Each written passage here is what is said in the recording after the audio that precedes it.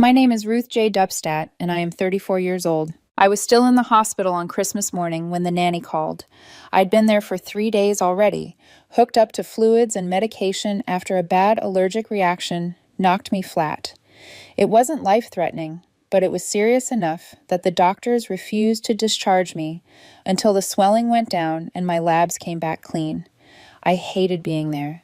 I hated the beeping machines, the paper-thin blankets, and most of all, the guilt of not waking up at home with Tyler on Christmas.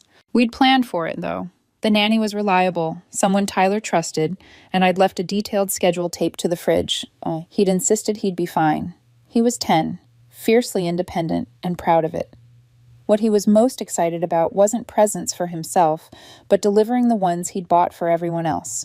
He'd spent weeks carefully counting his allowance, asking me which wrapping paper looked the most festive, writing each name in his careful, uneven handwriting. I thought it was sweet. I thought my parents would think so too. So when the nanny called, I assumed she was just checking in.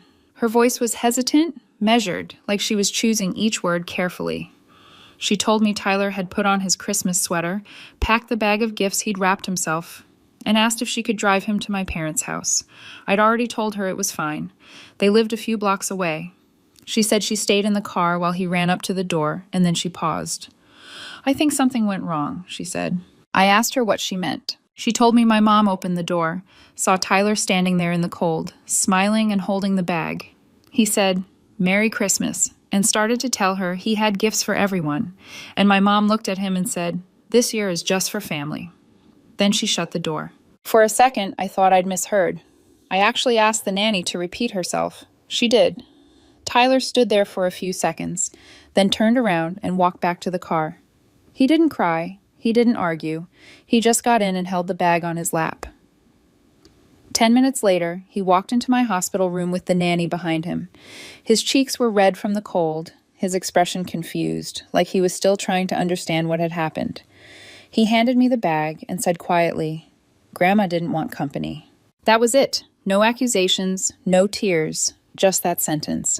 The bag was still full, every gift untouched. Something for my mom, my dad, my brother Nick, his wife, even their kids, all wrapped in red paper that crinkled when Tyler squeezed it too hard. I sat there watching him play a game on my tablet, pretending everything was normal, while something inside me went very still. I didn't call my parents. I didn't text. I felt a cold clarity settle in, the kind that comes when a long pattern finally snaps into focus. 3 hours later, I sent one message. I won't be covering Nick's rent anymore. No explanation, no threats, just the truth.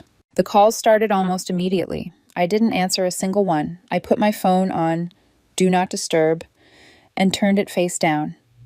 A month earlier, they'd begged me to help because Nick was 2 months behind on rent and about to be evicted. They said it would ruin his kid's Christmas. I paid the back rent and set up automatic payments. I'd spent more on their problems in the last year than on myself. And now they'd told my son he wasn't family. That was the moment everything changed. The first thing I did after sending that message wasn't dramatic. I didn't pace the hospital room or rehearse arguments in my head. I pressed the nurse call button and asked if I could be discharged early. She looked at my chart, hesitated, and asked if I was sure. I told her yes. I signed the forms, pulled on my clothes with hands that felt steadier than they had in days, and walked out with Tyler and the nanny trailing behind me. I thanked the nanny, paid her for the day, and told her to go home. She looked like she wanted to say something comforting, but she didn't. She just nodded and left us in the hallway. Tyler didn't ask questions. He held the bag of gifts between his feet like it was fragile and followed me to the car. We didn't go home. Not yet. I needed to see them. I needed to hear what they would say when the consequence was already set in motion. My parents' driveway was full when we arrived.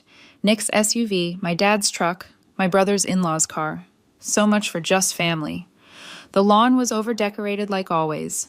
Plastic candy canes, inflatable characters sagging under their own weight, lights blinking out of sync. It looked like a place that promised warmth. I parked across the street and told Tyler we were only going in for a minute. He said okay and got out without hesitation. My mom opened the door with a smile that vanished the moment she saw us. She asked what we were doing there. I said we needed to talk. She didn't invite us in. She didn't even open the door wider. I stepped past her anyway and told Tyler to wait just inside. The living room was loud, wrapping paper everywhere, half-eaten cookies on paper plates, Nick's kids shouting somewhere down the hall.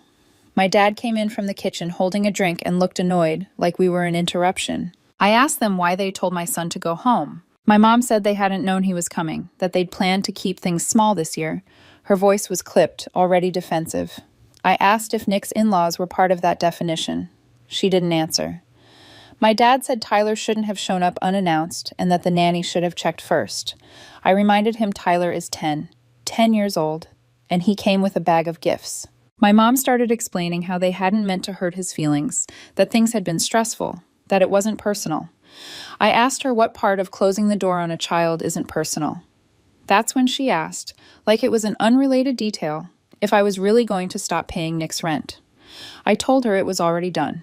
The room went quiet. My dad tried to take control, asking if I'd thought it through, if I understood what this would do to Nick's family. I said I understood perfectly.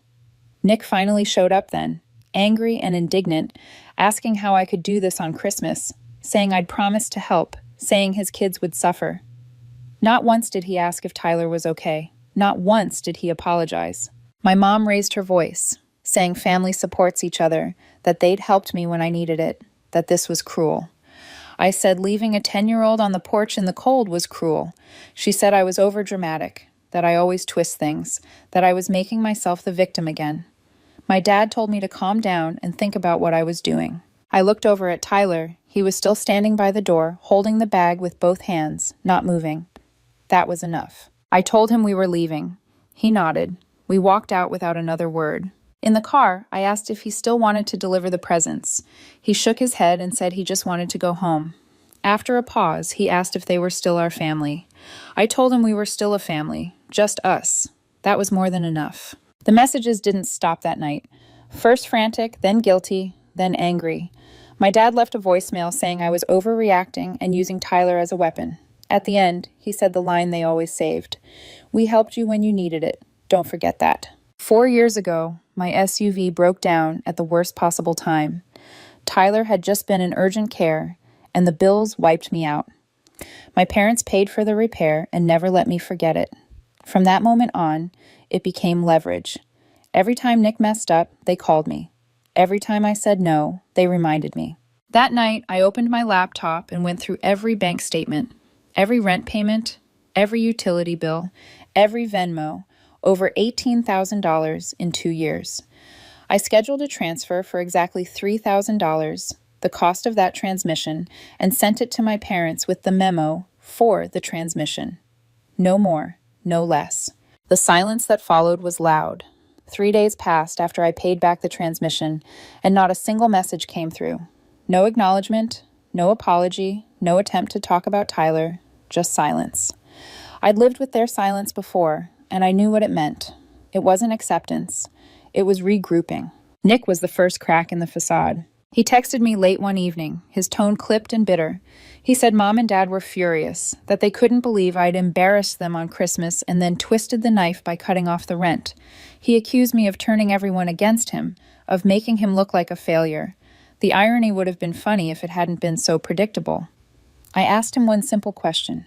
How many months are you actually behind? He didn't answer right away. When he did, it wasn't directly. His wife messaged me instead. We've never been close. She's quiet, careful, the kind of person who learns early that speaking up only makes things worse. Her message was short and unpolished, like she'd typed it with shaking hands. She told me she didn't agree with what my parents did to Tyler. She said she tried to stop them, but no one listened. Then she added the part that made my stomach drop. Nick wasn't 2 months behind. He was 3. He hadn't paid October at all, and they'd hidden it. The panic in November wasn't new trouble. It was old trouble they hoped I'd erase without asking questions. I went back through my bank app and matched dates. The payments I'd made only covered November and December. October had been left untouched, quietly buried under urgency and guilt. They didn't ask me to help because they were honest. They asked because they were desperate and betting I wouldn't look too closely. That was when the picture sharpened. This wasn't about one cruel Christmas moment. This was about a system that worked as long as I stayed silent and solvent. My parents protected Nick by enabling him. Nick relied on that protection, and I was the invisible support beam holding up the whole thing. The calls started after that. Extended family, people I hadn't spoken to in years, suddenly wanted to check in. The language was always the same. Concerned but pointed, gentle but judgmental. They'd heard things. They were worried. They hoped everything was okay. I could hear my parents' version of the story echoing through each call. Ruth's emotional. Ruth's overreacting. Ruth's punishing Nick for something small. I stopped answering. Nick tried again. This time it was a voicemail. He said his kids were scared. He said the landlord was calling. He said Mom and Dad were beside themselves. Then he said the line they always fell back on when logic failed. Your family. Act like it. I didn't respond. Instead, I forwarded the entire message thread to his wife and wrote one sentence. I'm sorry you're in this, but I'm out. She reacted with a single thumbs up emoji. Nothing else. It told me everything. The next day, my parents broke their silence. My mom sent a short message confirming they'd received the money. She said it wasn't necessary, but thank you. 5 minutes later came the real question. So are you planning to resume Nick's rent next month, or is this still about what happened on Christmas? Still about what happened on Christmas. I stared at that line until I laughed, not because it was funny, but because it was so revealing. They thought this was a tantrum, a phase, a misunderstanding I'd eventually get over once the guilt settled in. They didn't understand that something fundamental had shifted, that the door they slammed in my son's face closed more than a visit. It closed my willingness to keep sacrificing for people who wouldn't even protect him. I didn't reply. That night, I canceled the automatic payments. I removed my parents from every account they had access to, streaming services, cloud storage, grocery delivery. Every small thread I'd left connected out of habit. I opened the spreadsheet I'd started months ago and looked at the total again. It wasn't just money, it was years of emotional labor, of being the fixer so no one else had to feel uncomfortable. I sent one final message. I will not be providing any more financial support. This includes Nick, his family, or anything connected to him. I've paid back what I owed. Please don't contact me for money again. If Tyler isn't welcome in your home, neither am I. Then I turned my phone off. When I turned it back on 3 days later, there were messages waiting.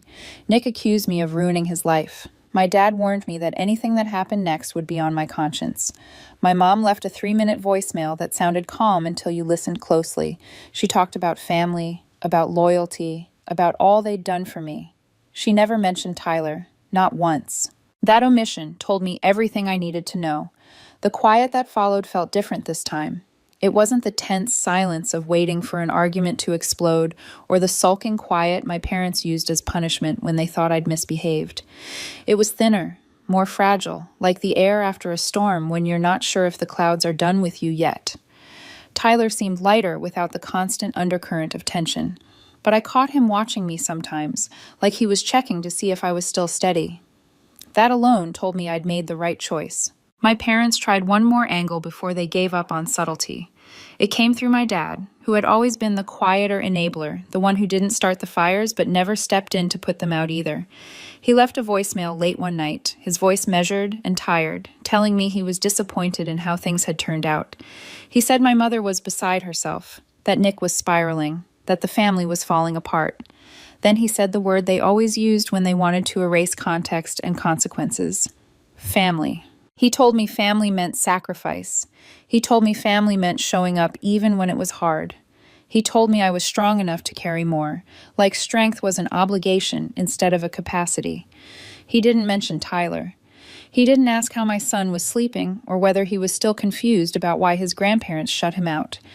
The absence was louder than anything else he could have said. I didn't call him back. The next attempt was less polite. My mother sent a message accusing me of tearing the family apart, of punishing Nick's children for something they didn't do. She said I was using Tyler as an excuse to justify cruelty. Reading it made my hands shake, not because I believed her, but because it was so familiar. Every time I tried to protect myself in the past, she reframed it as an attack. Every boundary became betrayal in her mouth. That was when it clicked fully. Family, to them, wasn't about care or protection. It was a lever. A word they pulled whenever they wanted me to fold, and I was done letting them use it. I wrote one last message, not angry, not pleading, just clear. I told them I wouldn't discuss money, Nick, or fixing things again. I told them contact going forward would only happen if it included Tyler and acknowledged what they'd done to him. I didn't expect a response. I didn't get one. The extended family noise flared briefly after that, a few cousins hinting that I was being harsh, that time heals all wounds, that children shouldn't be involved in adult conflicts. I stopped replying altogether. I realized I didn't owe anyone an explanation for choosing my son's safety over their comfort.